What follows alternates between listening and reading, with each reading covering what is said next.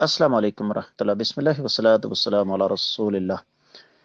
सवाल आ गया है कि क्या तर्जुमे वाला कुरान मजीद ऊपर और सादा कुरान मजीद उसके नीचे रखा जा सकता है? बिल्कुल नहीं रखा जा सकता जी। इसलिए कि जो तर्जुमे वाला कुरान है उसमें इंसान का कलाम है, कलामुल बशर, जबकि बगैर तर्जुमे वाला सादा कुरान मजीद खालिसतन अल्लाह का कलाम है। लिहाजा तर्जुमे वाला कुरान मजीद नीचे रखेंगे।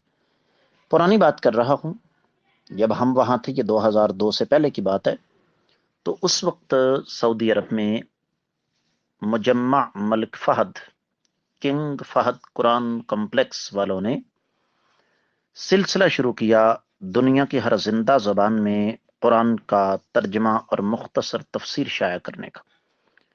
तो मस्जिद नबवी में किबला रुख जो अलमारियां हैं पहली सफ के आगे, उसमें नीचे सादा कुरान जी थे, नीचे वाली अलमारी में, और ऊपर वाले हिस्से में ये तर्जमे वाले उन्होंने रख दिए।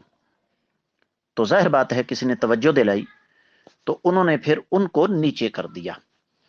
तो इससे जाहिर बात है एक अदब एहतराम का तकादा होता है।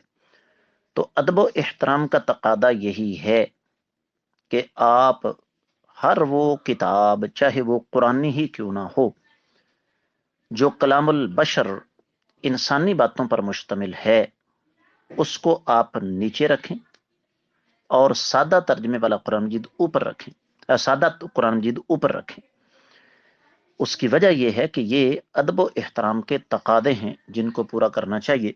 मैं उम्मीद करता हूं कि आपको इसकी अच्छी तरह समझ आ गई होगी। वल्लाहु ताला आलम।